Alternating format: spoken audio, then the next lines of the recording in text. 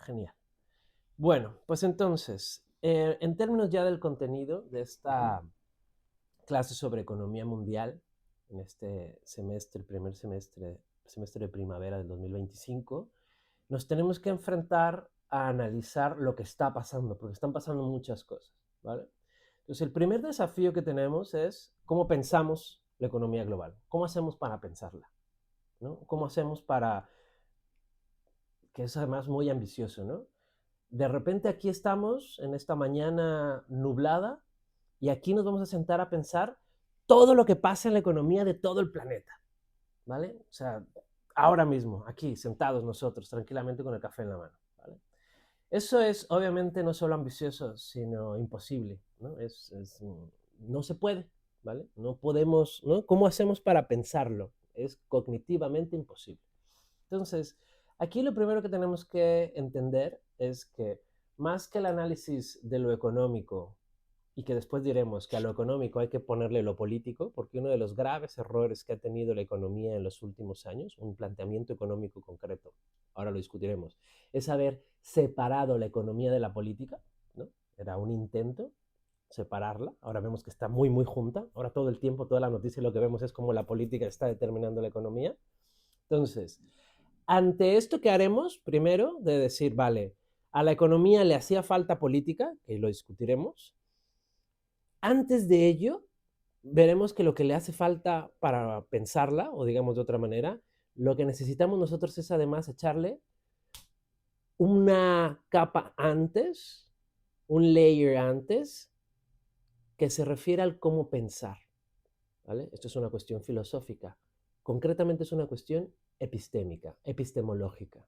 ¿Cómo pensamos? ¿Vale? Ahora bien, ante la pregunta de cómo pensamos, lo primero que hay que hacer, como les decía yo, es reconocer que no podemos pensarla, ¿vale? Que es muy complejo, que son muchas cosas, que de repente aquí ahora mismo tengo que juntar. Pues desde la actividad de la cafetería de ahí abajo que está sirviendo ahora cafés con leche en vasos de cristal, que yo nunca lo he entendido porque además queman en vez de tazas. Desde la cafetería que pone cafés con leche en vaso de cristal hasta el buque que viene con productos chinos pasando por el canal de Suez, atravesando la tienda de armas de Texas, a los cocaleros en Bolivia y luego los agricultores en Nigeria. Y todo eso lo hay que pensarlo ahorita mismo así en un café por la mañana, ¿vale? Con taza, para que no nos queme la mano, ¿no? Entonces, ¿cómo hacemos para pensarlo? ¿Cómo lo hacemos? Lo que ha intentado, o la propuesta de la ciencia económica, es hacer unas estimaciones, esto es muy importante, ¿no? Unas estimaciones, siempre hay un margen de error por ahí, que lo primero que va a hacer, el primer paso que tenemos que hacer, es pasar lo cualitativo a lo cuantitativo. ¿Ven que todo el tiempo he estado hablando de actividades? ¿No? ¿No? El café con leche, el barco que viene, la tienda de armas, ¿no? Todo eso hay que pasarlo de lo cualitativo a lo cuantitativo. Eso es nuestro primer desafío. ¿Por qué necesitamos pasar lo cualitativo a lo cuantitativo? ¿Por qué, digamos, de alguna manera necesitamos pensar con números? Aquí hay dos ventajas que tenemos con pensar con números. La primera de ellas, que nos permite comparar. Esto es fundamental. Yo no puedo comparar manzanas con peras, pero sí puedo comparar un kilo con un kilo. Un kilo de manzanas y un kilo de peras. Nos permite comparar, ojo, no solamente comparar al mismo tiempo, digamos en el espacio, sino también temporalmente. Eso es lo que ustedes vieron en su libro al principio, en los primeros capítulos, cuando hablaban del tiempo, ¿no? De la comparación histórica. Significa eso. La única manera que tengo yo, y esto es lo importante de los números, de evaluar es si comparo.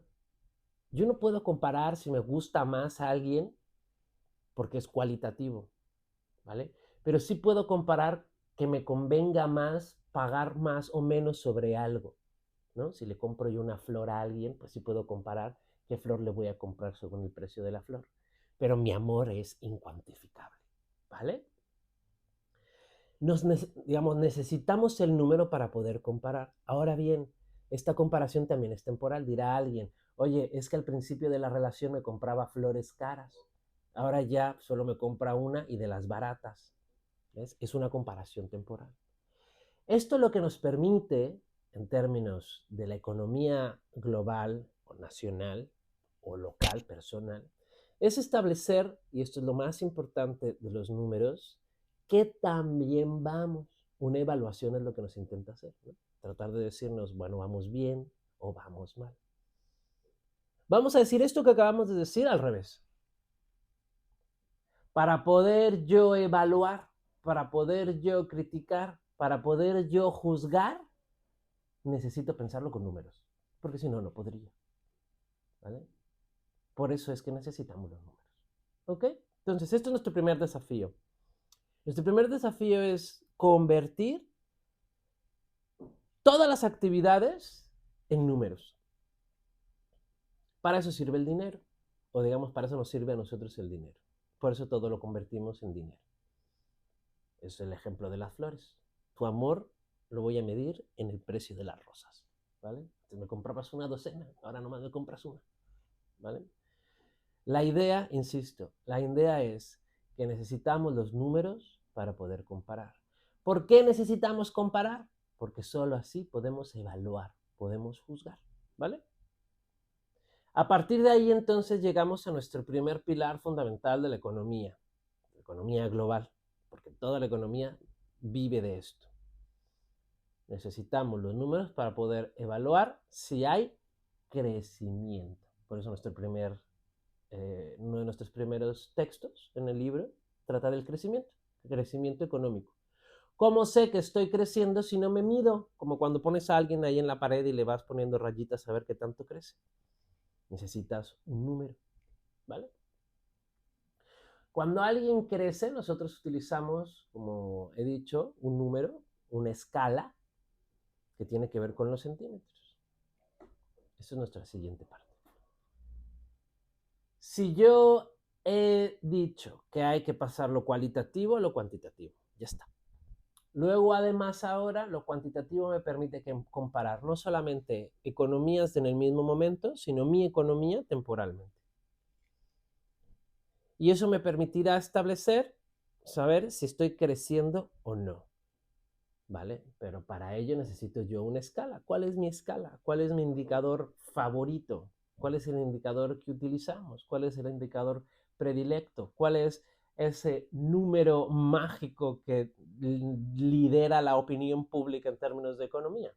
¿Cuál es?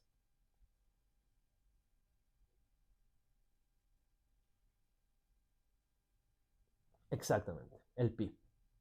¿Y qué mide el PIB? El crecimiento económico. Es una agregación, ya he dicho dos palabras aquí, indicadores y agregación, ahora discutiremos bien estas cuestiones. Es una agregación, yo junto toda la economía, ¿no? La agrego, la sumo, ya la he tenido que convertir en términos cuantitativos para comparar, porque he tenido que convertirla toda en lo mismo para poder sumarla. Y luego ya digo yo si hemos crecido o no, según el indicador. ¿Por qué esto es importante? ¿Por qué es importante saber si hemos crecido o no? Vamos a ir entonces al otro pilar fundamental de nuestra economía global. ¿Por qué es importante crecer económicamente? Pues entonces antes tenemos otra pregunta que es, si ustedes quieren, filosófico y política. ¿Qué es lo que justifica el sistema económico que tenemos? Dicho de otra manera, si yo digo que hay que firmar un acuerdo de libre comercio con otros países, ¿cuál es la justificación? ¿Qué es lo que digo yo para convencerles a ustedes de que es una buena idea?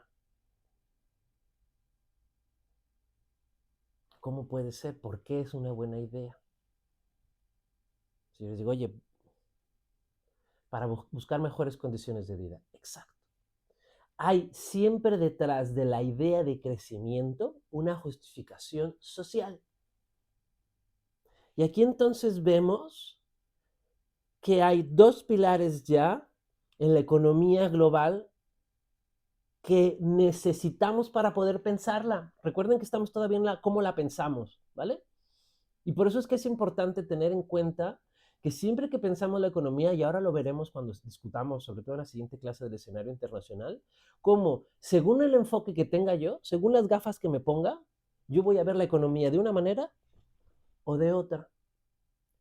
La manera en la que hemos estado pensando la economía, ahora está un poco esto a debate, ¿vale? Ahora ya lo discutiremos. Pero la manera en la que hemos estado pensando la economía se ha sostenido en estos dos grandes pilares. El del crecimiento económico como necesario, como fundamental, como causa de la mejora de las condiciones de vida. Le llamamos nosotros en estos términos desarrollo humano, ¿no? Que es, digamos, la forma, como ustedes ya leyeron en su libro, en la que podemos, de nuevo, medir esa mejora de las condiciones humanas, ¿no? Ante la deficiencia del PIB para explicar cómo mejoran las condiciones, ¿no? Porque da igual que el PIB crezca si mi vida no cambia. Para poder medir esas consecuencias, tenemos otro indicador fundamental, que es el del desarrollo humano. ¿Por qué es importante esto? Porque esto fundamenta, sostiene, apoya, le da sentido a la actividad económica, al hecho de que sea importante que haya crecimiento. ¿Por qué es buena noticia que haya crecimiento? Porque eso significa que va a haber desarrollo humano. Si no hay crecimiento, no hay lo otro. Esa es la tragedia de cuando nos dicen, hoy no va a crecer el PIB. ¿Y eso a mí qué? Ah, pues porque entonces si no crece el PIB, no puede haber mejoras en las condiciones de la vida. ¿Vale? Ese es el marco intelectual, teórico, ideológico en el que hemos estado trabajando la economía. Ese es el marco de vuestro libro, ¿vale? Por eso empieza así. Para poder pensar la economía, lo primero que hay que entender es, uno, que hay que medirla, de la medición que tiene que ser cuantitativa para que yo pueda comparar y evaluar. Tenemos unos indicadores, de esos indicadores hay uno predilecto, que es el del crecimiento, y esto es fundamental porque según cómo crezcamos, o según el crecimiento, tendremos desarrollo humano, ¿vale? ¿Han visto cómo hemos hecho un tic, tic, tic, tic, tic? Esa es la cadena causal de nuestro pensamiento. Entonces ya llegamos a los pilares fundamentales de cómo pensamos la economía. Son tan pilares fundamentales que nosotros evaluamos la economía en esos términos. Insisto, cuando hay un periódico, abrimos el periódico y nos dice, el PIB va a crecer o el PIB no va a crecer, ya hay una connotación, ya hay una evaluación, ¿no? Ya sabemos, si dice que va a crecer, buena noticia. Si dice que no va a crecer, mala noticia. Digamos, si dice que va a crecer, el gobierno se enorgullece. Da igual el color, ¿eh? Pero si dice que no va a crecer, la oposición grita. Da igual el partido, da igual el país, esa es la dinámica, ¿vale? Ahí estamos ya. Crecimiento y desarrollo. Vamos a poner una pausa ahí antes de pasar al análisis de la economía internacional contemporánea. Vamos a hacer una pausa que tiene que ver con vuestro trabajo en equipo, que es con su análisis. La anterior Comisión Europea, no la de ahora que está volcada en la guerra, la anterior, ¿vale? Se había tomado en serio el gran desafío de nuestra economía. Hay un desafío fundamental. Es un desafío que es un desafío mayor que el desafío que lo fue, como lo fue el marxismo para el capitalismo. Eso era un desafío intelectual. El desafío para la economía contemporánea, el desafío para el capitalismo por cómo funciona, el desafío para nuestra economía, ahora mismo, son los límites planetarios, son los límites naturales, son los recursos naturales, que son finitos, se están acabando y sobre todo que toda actividad económica tiene externalidades, le llamamos en economía. Ustedes ya han visto, tienen ahí un capítulo sobre... A mí no me gusta mucho el capítulo de medio ambiente porque se nota que no está muy bien trabajado. Por eso les pido que lo investiguen más. Porque es una cosa nueva, ¿vale? Se está empezando a pensar cómo la variable ambiental afectaba a la economía. Pero es nuestro gran desafío. ¿Qué hacemos ahora cuando resulta que nosotros como seres humanos dependemos de la naturaleza, pero nuestra actividad como seres humanos afecta a la naturaleza? Esto es lo que se empieza a denominar el antropoceno. El antropoceno es esta época en el planeta Tierra en la que, ¿no? Una época en la que los cambios, el planeta siempre ha cambiado, ¿vale? Va cambiando, se hiela, se calienta. Pero estos cambios en esta época están determinados por la actividad humana. Esa es la peculiaridad. Es la actividad humana la que está produciendo los cambios. Esto no quiere decir que sean buenos o malos los cambios, ¿eh? No estamos diciendo nada, no estamos haciendo ningún juicio positivo ni negativo. Solo estamos hablando de un hecho probado científicamente, como lo dice el panel internacional del cambio climático que está dentro de la umbrella de las Naciones Unidas, ¿vale? Lo que dice este panel de científicos del cambio climático es que la actividad humana está afectando el medio ambiente. Que eso sea bueno o malo, eso ya es una evaluación política, ¿vale? Lo que sí sabemos es que la actividad económica requiere de la naturaleza, esta naturaleza es finita, ¿vale? Como lo que se ha dicho del petróleo, lo de los minerales raros, ¿no? Ahora que se discute con Kiev, ¿no? Que va a firmarle los minerales raros. Pues esos minerales raros son finitos, no se pueden reproducir a sí mismos. Va a llegar un momento en 20, 40, 60, 100, da igual cuándo, pero sabemos que va a llegar un momento donde ya no va a haber. Es un desafío plantearnos la finitud. ¿Por qué es un desafío plantearnos la finitud? Porque lo que habíamos contado antes del crecimiento económico, toda nuestra teoría económica, da igual cuál quieran elegir, si ya sea la muy librecambista de David Ricardo, ya sea ahí la socialdemócrata de Keynes, ya sea la marxista, da igual la que quieran, todas se plantearon en esos términos. ¿Cuáles? Que el crecimiento era así, ¿no? Había que crecer, ¿no? China al 7%, 7%. Bueno, ahora el 3%, que no está mal. ¿Vale? Pero este crecimiento depende en buena medida de los recursos naturales. Va a llegar un momento donde no es posible. ¿Cuál es la tragedia o el dilema de esto? Que si hemos dicho hace 10 minutos que para que haya desarrollo humano se requiere crecimiento económico, ¿no? Si para que haya esto tiene que haber esto, digamos, esto es el desarrollo humano y esto lo empuja, ¿qué va a pasar con el desarrollo humano si ya no se puede crecer? Este es el desafío. Esto es, en esencia, la causa del malestar que ha llevado a que haya gobiernos populistas. Ya lo discutiremos. Pero en el fondo lo que hay es un malestar en las condiciones de vida de la gente. Esto es lo que a los analistas les extraña. ¿Cómo puede ser que la gente vote por Trump, vote por Le Pen, vote por Meloni? ¿No? Son ignorantes. No, ¿no? Esto, por ejemplo, sobre todo a los políticos de izquierdas, ¿no?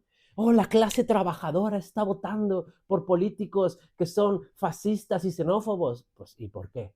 A ver, güey, ¿y por qué? ¿Por qué crees que justo la clase trabajadora está votando por gente que se supone que no debería votar, según el análisis, ¿no? Sería la pregunta a aquellos que se escandalizan. Pues porque es precisamente esta gente la que se está quejando de la cuestión económica. Como no hay crecimiento económico, no puede haber desarrollo en las condiciones de vida de las personas. Esto es lo que en Europa se discute ahora como... ¿cómo se llama esto? Precariado, ¿no? Vives en condiciones de precariedad. No es que seas pobre, pero ya estás como estancado, ya no puedes ganar más, ¿vale? Eso es lo que ya no empuja. Ese es el desafío en el que estamos. Ante la crisis económica que ha implicado una stop en el crecimiento, tiene consecuencias en lo social. volvamos a nuestro tema. Ante esto hay un desafío ambiental. ¿Por qué? Porque si necesitamos de los recursos naturales para que esto crezca y ya no se puede, ¿qué vamos a hacer? Ante esto se han planteado un par de posibles soluciones, ¿vale? De posibles alternativas. Una de ellas es la que ustedes van a estudiar en su trabajo, ¿vale? No es la más radical ni mucho menos.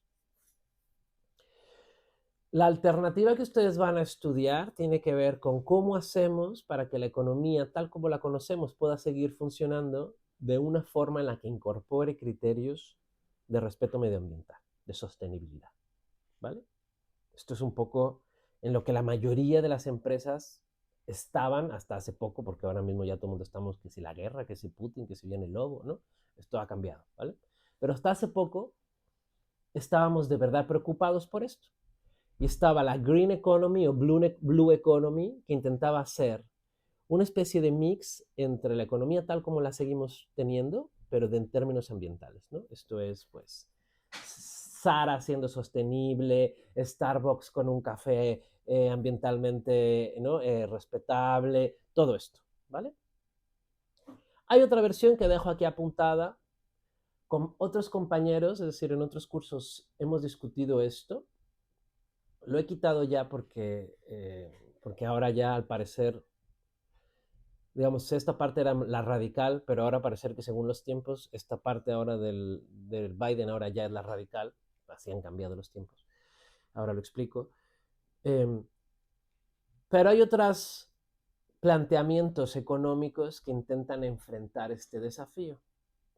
Aquellos que nos plantean que ya no es posible ni siquiera seguir pensando en la idea de crecimiento y que entonces plantean la necesidad del decrecimiento, degrowth, ¿vale? Todo lo que hay con degrowth economy. Es necesario pensar, por lo tanto, un nuevo modelo social que no dependa del crecimiento constante. ¿Cómo hacemos para tener condiciones de vida socialmente aceptables, la buena vida, una vida feliz, por ponerlos así en términos aristotélicos, sin esa necesidad de crecer? Ante esto hay otra versión mucho más radical, si ustedes quieren, que se conoce como colapsismo. ¿Qué es el colapsismo? El colapsismo son todos aquellos académicos, intelectuales, pensadores, activistas que dicen que ya no tenemos, digamos, un futuro prometedor. Que tal como está la economía y la sociedad y la política, nos vamos a ir al carajo, perdón el francés, y por lo cual necesitamos medidas urgentes para la situación urgente, ¿vale?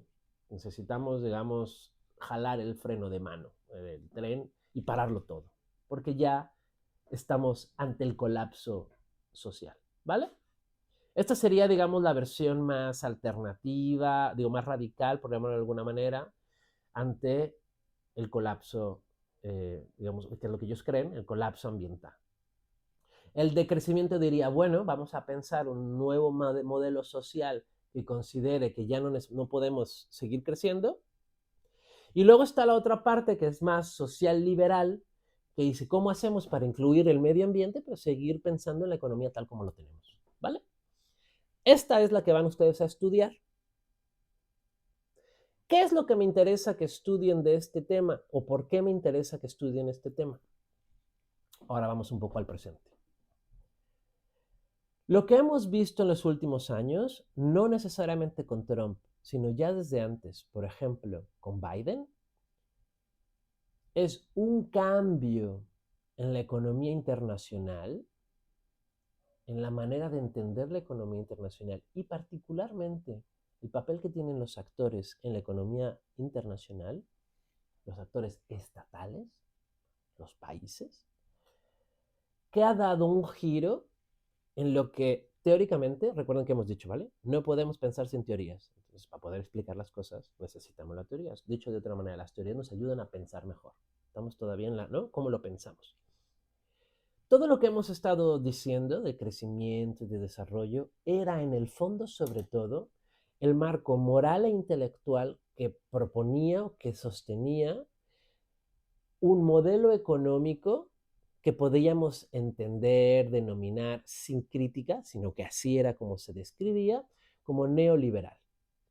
Es decir, es un sistema económico que propone no solamente la propiedad privada, ciertas medidas en relación a la intervención del Estado en la economía, sino sobre todo proponía un comercio internacional, un mercado internacional, un flujo internacional de bienes y servicios que se sostenía en un, digamos, enfoque del siglo XIX, David Ricardo, ¿no? Desde con Adam Smith, David Ricardo, que decía que había ventajas comparativas, que había países que lo hacían mejor que otros y que entonces cada uno tenía que enfocarse en lo que mejor hiciera, que tenía todo el sentido del mundo, ¿vale?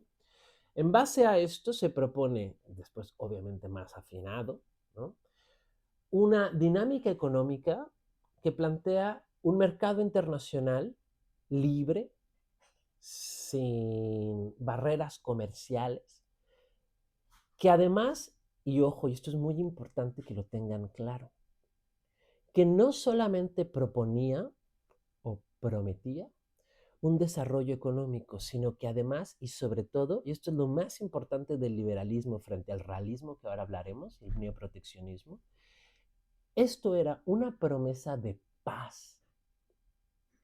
Ante los conflictos entre países que buscan solo sus propios intereses, el liberalismo, incluso en su versión más actualizada que era el neoliberalismo, pero el liberalismo económico, lo que proponía era una alternativa a los conflictos estatales, poniendo sobre la mesa acuerdos comerciales. No tenemos por qué pelearnos si nos estamos haciendo ricos mutuamente. Esto es lo que había en la Alemania de Merkel con Putin. La Alemania de Merkel proponía que no iba a haber conflictos con Rusia porque le estaban comprando gas. La energía de Alemania dependía del gas ruso y obviamente los rusos se beneficiaban con muchos, muchos, muchos euros en su economía gracias a los alemanes. Eso garantizaba de algún modo, en términos económicos, racionales, que no iba a haber un conflicto. ¿Por qué se va a pelear Alemania con Rusia? ¿A poco los alemanes son tan tontos como para querer pagar más caro el gas? Pues parece ser que algo está pasando ahí, ¿vale? Pero esa era la idea. Era una promesa de paz que se sostenía en un acuerdo comercial que nos iba a generar riqueza a ambos, ¿vale? Esto era el marco intelectual, teórico, que nos guió particularmente después de la Guerra Fría. No sé si ustedes recordarán o han escuchado un autor de apellido Fukuyama. Él escribió un libro que se llama El fin de la historia, el último hombre, cuando acaba la Guerra Fría. La idea era que una vez que acabó la Guerra Fría, una vez que el marxismo está derrotado, como diría Perry Anderson, intelectual y materialmente, ¿no? Los sindicatos ya no funcionan, los partidos comunistas han sido derrotados, ¿vale? Ante todo eso, el liberalismo quedaba como el único, ¿no? Game, ¿no? El único jugador en el game, ¿no? El único player, el único, ¿no? Que está ahí. Y habíamos alcanzado ya lo mejor y lo más refinado intelectual, en valores, derechos humanos, libertades, libertad de expresión, democracia. Era ¿no? la culmen de la civilización. Y entonces el resto de seres y pueblos bárbaros tenían que imitar a Occidente, ¿no? Seguir este camino. Y se propuso una globalización que tenía estos valores o intentaban hegemonizar estos valores al resto del planeta. Así se impusieron, que eran valores, insisto, con una promesa de desarrollo económico y sobre todo de paz, ¿vale? Esto es importante que lo tengan claro, sobre todo en esta época, ¿vale? Había una promesa de paz. El liberalismo es una alternativa a esta otra visión, que ahora discutiremos en un segundo. ¿Qué es lo que ha pasado, particularmente después de la crisis del 2000, del 2008, que es la crisis que por fin nos pega aquí en Europa, ¿no? En el centro del mundo? Estados Unidos también, ¿no? Cierran los bancos, ¿no? La crisis financiera del 2008 es catastrófica, venimos de ahí. Nuestro presente hoy es el de la crisis del 2008, ¿vale? Es la causa. ¿Qué ha pasado? ¿Qué es lo que tenemos? Lo que hemos visto, a lo que nos enfrentamos ahora, es a un resurgimiento de una vieja tradición económica que siempre ha estado ahí, siempre ha estado ahí, es como la más intuitiva, es la que acompañó el surgimiento de los estados-nación desde el inicio de la modernidad, que tiene su filosofía política basada en esto que llamamos realismo y su economía política, su manera de pensar la economía, es lo que llamamos proteccionismo. Ambas, el realismo en términos políticos y el proteccionismo en términos económicos, se sostienen en una idea clave fundamental, y es que por encima de todo están los intereses del Estado. Eso se los voy a poner en un eslogan contemporáneo: America First. Primero está el Estado y lo que nosotros queremos, luego ya el resto del planeta. Porque primero está el Estado y los intereses estatales son los más importantes, la seguridad nacional. Si estamos amenazados, si va a venir el lobo, lo primero que debemos hacer es no gastar, invertir en defensa. Que ojo que la palabra es clave y eso es lo que vamos a ver ahora en los medios de comunicación. El cambio entre gasto en defensa a inversión en defensa. Porque uno no se queja por lo que invierte, uno se queja por lo que gasta. Hay gasto en sanidad, hay gasto en educación, pero no va a haber gasto en militar. Se va a cambiar el gasto en inversión en defensa, ¿vale? Es el giro intelectual, que no es un giro, ojo, atención, y por eso es que es interesante. Estamos pasando del mundo liberal, del mundo que veía todo el gasto estatal como gasto, a este gasto muy concreto, que además es un gasto que no es productivo, excepto a la industria armamentística, que es bastante dinero, de gasto a inversión. ¿En nombre de qué? ¿Cuál es el fundamento? Si antes decíamos, que lo habías dicho bien, Marta, ¿no?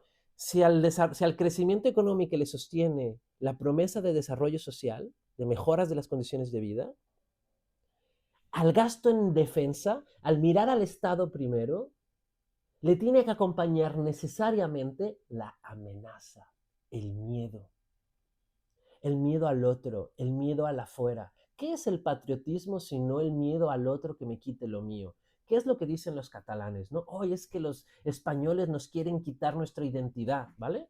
Es alguien que viene aquí a lo mío, a quitarme lo mío, más allá de que sea justificable o no. La cuestión es que mientras que el liberalismo sostenía todas sus promesas económicas, todas sus medidas en un desarrollo humano, que podemos criticarlo, ¿vale? Pues decir, no, no se cumplía, la élite se quedaba con el dinero, ¿vale? Podemos criticarlo. Solo estamos ahora mismo en esta primera clase aún en cómo pensamos la economía, ¿vale? Estamos solamente en cómo la estamos intentando pensar. Antes la pensábamos así. Ahora lo que estamos viendo es una economía que se está pensando en términos de amenazas, en términos de afuera nos van a venir a robar, afuera nos van a venir a atacar. Por eso es que nosotros tenemos que cuidarnos a nosotros mismos. ¿Por qué vamos a nosotros preocuparnos por los de afuera si nosotros, los de dentro, estamos pasando problemas? America First. ¿Por qué los trabajadores de Estados Unidos están sin trabajo mientras estoy comprando todo, ya no a China, a México? Why? Y tiene todo el sentido del mundo. Por eso les decía yo que es, digamos, una tradición que viene desde el principio y que es la más intuitiva, desde la formación de los estados. Y ojo, aquí lo más grave, lo más difícil, es que todos los políticos que están tomando estas decisiones han sido electos democráticamente, porque es el pueblo lo que lo está decidiendo. Nos puede gustar o no Donald Trump, pero hay 78 millones de americanos que votaron por él. Nos puede gustar o no Le Pen, pero la mitad del pueblo francés va a votar por ella. Nos puede gustar más o menos Meloni, pero la mayoría de italianos votaron por Meloni. ¿Por qué? Esta es la cuestión fundamental que después analizaremos, ¿vale? El punto, digamos, en el que nos tenemos que quedar, la parte en la que estamos todavía ahora, es en este giro que tiene que ver con pensar la economía en términos o digamos en un marco local, ¿no? Poniendo antes los intereses nacionales. Ahora bien, esto tiene que ver con vuestro trabajo. Por eso es que se los pido yo para que le echen una pensada a esto. Esto no viene con Trump, no es novedad. Ya con Biden se aprueba un proyecto, el Inflation Reduction Act. Esto es el paquete de ayudas, de subsidios, que es una palabra así, ¿no? Que el neoliberalismo veía mal precisamente, ¿no? Subsidios, es decir, dinero del Estado, dinero de mis impuestos, en una intervención del Estado en la economía que va a tener dos características. Ya hemos anunciado la característica orientada al medio ambiente. Esta es la parte, digamos, que se tomó en serio el climate crisis, ¿no? El climate change. Y entonces va a decir, todos los subsidios, todas las ayudas a las empresas, todo el dinero público que se va a invertir en la economía va a estar orientado a lidiar con este desafío que tenemos de crecimiento y cambio climático, ¿no? A la green economy. Esa es una versión. Pero está esta otra que es la que quiero yo pedirles que reflexionen y es en la parte, digamos, en la que vamos a empezar nuestra clase de economía mundial, porque es al final, en el fondo, en lo que nos estamos moviendo. Va a haber otra parte de este paquete. Y la parte de este paquete, que es la que me interesa que pensemos, ¿no? Ya hemos dicho mucho sobre el medio ambiente, es la cuestión proteccionista.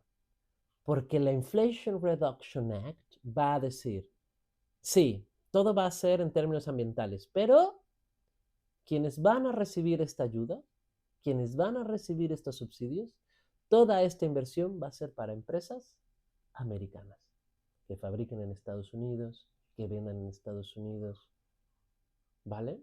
Era un paquete de medidas, ojo, no cualquier paquete de medidas, es el paquete de medidas, de subsidios, de ayudas estatales más grande en la historia de Estados Unidos, lo que lo convierte obviamente en el paquete de medidas de subsidios de intervención estatal más grande en la historia de Occidente, porque es la gran economía americana. Esto es, ¿no? ¿Se acuerdan lo del New Deal y tal? Es esto. Es un montón de dinero orientado a dos cosas, que es lo que me interesa que piensen al mismo tiempo. Al medio ambiente, sí, pero proteccionismo. Porque no era, vamos a invertir en industrias verdes y vamos a comprar verde, da igual dónde lo fabriquen, en Suecia, en China, da igual. No, no, no. A los americanos. ¿Por qué? Porque querían votos de los americanos. ¿Ven cómo hay un vínculo entre proteccionismo y democracia? Este es el gran desafío para el liberalismo, porque el liberalismo no puede no ser democrático. Pero el proteccionismo se basa necesariamente en el voto de la gente. Pueden no gustarnos los que gobiernan, pero la gente les elige. Esto es lo que empezó diciendo Donald Trump. ¿Ustedes se acuerdan los primeros discursos que dio? Cuando habló en Davos, que fue su primer gran discurso. A mí la gente me ha elegido y además, por mucho. Una super victoria. He acabado con los demócratas. ¿No? Y además insistía, en esos estados que se supone que eran, me los he llevado yo todos. Tiene legitimidad democrática, que es importantísimo para el mundo liberal. Pues esta legitimidad democrática, que es la misma que tendrá Le Pen, es la que le va, digamos, es la que le permite decir, pues entonces America First, ¿vale? Hay un vínculo, ¿se dan cuenta? Entre la parte política, por eso les decía yo en el mensaje, no podemos pensar la economía sin la política, que es lo que se creyó antes. ¿Cómo era la economía que teníamos antes? Era una economía que creía saber las cosas de forma tan perfecta, técnicamente correcta, que no era necesaria la intervención pública. Es más, y esto es importante que se entienda, porque esto explica lo otro. Es más, estas medidas económicas, que son buenas para la economía, puede ser que no le gusten a la gente. Y la gente se tiene que callar y se las tiene que tragar. Estas son las medidas de austeridad que se impusieron, ¿se acuerdan? ¿No? Aquí, por ejemplo, en España. El tope al déficit, por ejemplo.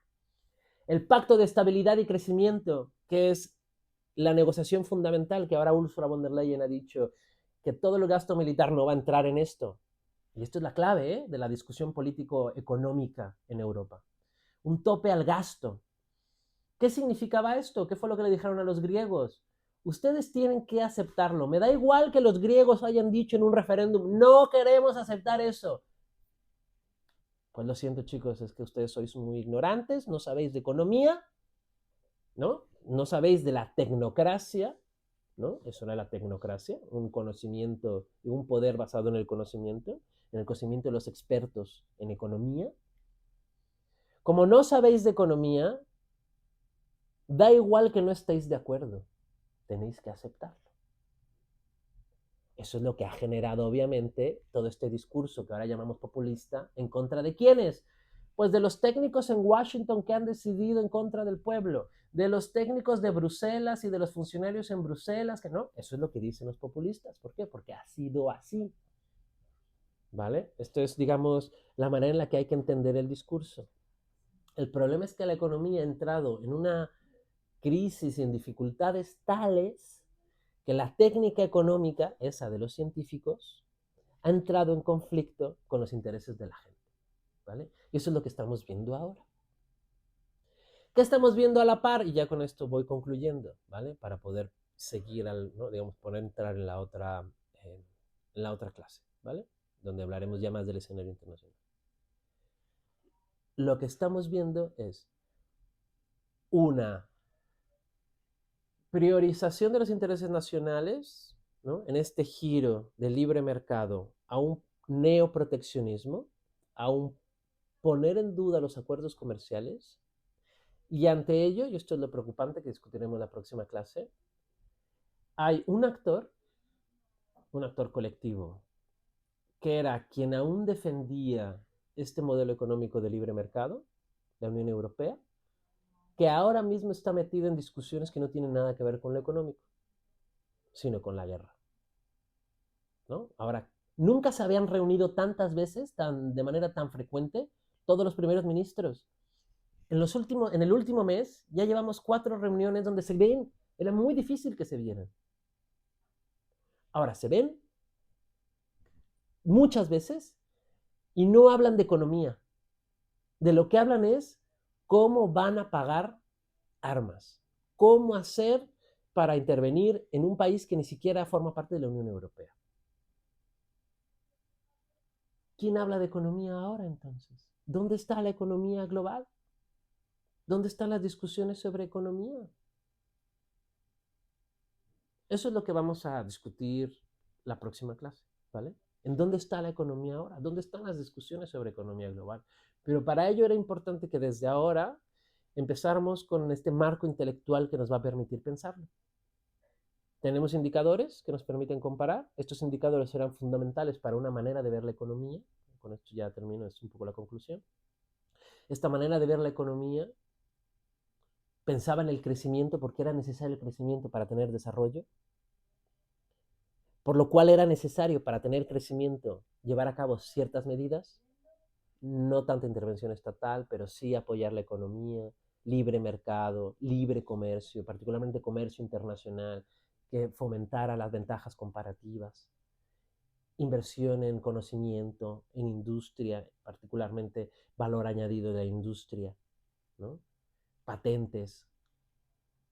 Pues todo esto, que pensaba que la economía era fundamental, no solamente para el desarrollo económico, sino para la paz, poco a poco se ha ido, ¿no?, viendo enfrentada a un modelo económico proteccionista que ya viene desde Estados Unidos, ya desde Biden, con la versión ambiental, y que ahora lo que tenemos es un proteccionismo que ya incluso ha olvidado la cuestión ambiental. Insisto, la anterior Comisión Europea se planteó un New Green Deal, la anterior. Esta ya no. Ahora estamos en otra manera de pensar la economía, que deja a Europa un poco descolocada. Porque el problema que tiene Europa, eso ya lo discutiremos en la próxima clase, es que es un colectivo de estados. Entonces es difícil un proteccionismo, ¿no?, en un colectivo de estados. Ahí hay una cosa ahí que entra en contradicción, que discutiremos en la próxima clase. ¿Vale? Nos quedamos aquí. La próxima clase discutiremos ya un poco más, digamos, en la práctica qué está pasando con la economía internacional. No hemos hablado aún de los nuevos actores, de eso hablaremos sobre todo en la tercera clase, ¿no? Porque Rusia está ahí, pero China también, ¿no? El enemigo para Estados Unidos es China, no es Rusia. Está la India ahí, está Brasil ahí, ¿no? Los BRICS empiezan a crecer. ¿Qué significa, ¿no?, el papel, por ejemplo, de las economías petroleras, ¿no?, que se reunieran ¿no?, con los saudíes, los rusos y los americanos, ¿no? Están ahí. Eh, Todo esto es lo que vamos a intentar conversar entre la segunda y la tercera clase para intentar darle sentido a la economía global. Pero a partir de estas herramientas, ¿vale? Que hemos dicho, indicadores, números, que son las que nos permiten comparar, y sobre todo teniendo en cuenta que había ideología, que había teoría, que nos permitían orientarnos, y estamos viviendo el cambio de una a otra, ¿vale? Que esta no termina de tener sentido, apenas está ahí como que formándose. Es un momento muy peculiar el que estamos viviendo, ¿no? De cambio de época. ¿Qué significa eso? ¿Vale? Bueno, pues entonces aquí nos quedamos.